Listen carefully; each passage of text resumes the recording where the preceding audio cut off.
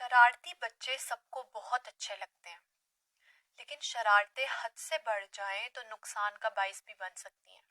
अस्सलामुअलैकुम, मैं हूं नरेटर अरीबा अयूब और मैं हाजिर हूं एक नई कहानी के साथ, जो कि एक शरीर लड़के के बारे में है।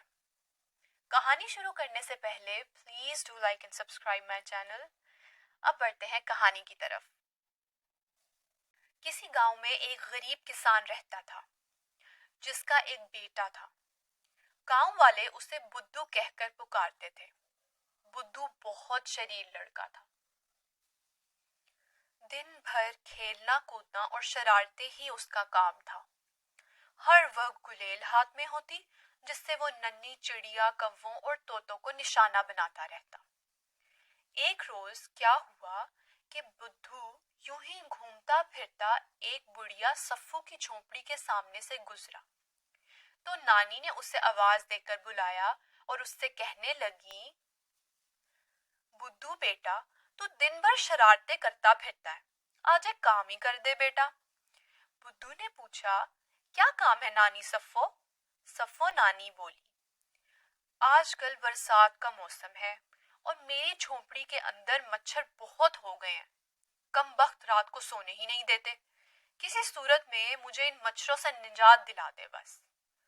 बुद्धू एकदम बोला, बस इतना सा काम है? अभी लो, मैं अभी मच्छरों का कत्लेआम किए देता हूँ। नानी भी उसकी बात सुनकर बहुत खुश हुई और दुआएं देने लगी। फिर उसने नानी से कहा, नानी, तुम सामने वाले दरख्त के नीचे जाकर बैठ जाओ, मैं मच्छरों को झोंपड़ी से निकालने का काम शुरू करता हूँ। जब मैं काम खत्म कर चुकूं तो तुम्हें आवाज देकर बुला लूंगा। तुम रात को आराम से पांव फैलाकर सोना। सफ्फू नानी दरख्त के नीचे बैठ गई। बुद्धू ने अपना काम शुरू कर दिया। कहीं से मिट्टी का तेल लाकर पूरी झोंपड़ी के अंदर हर तरफ छिड़क दिया। उसके बाद माचिस की तीली जलाकर आग लगा दी और खुद वहां से भाग खड़ा हुआ।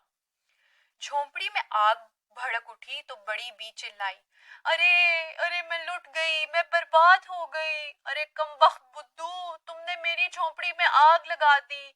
अब मैं क्या करूं? हाय मेरे अल्लाह, लोगों आओ मेरी मदद करो। बड़ी बी की चीखों पुकार सुनकर गांव के लोग जमा हो गए।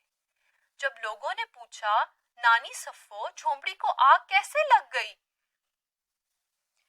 उस बेचारी ने सारा किस्सा सुनाया।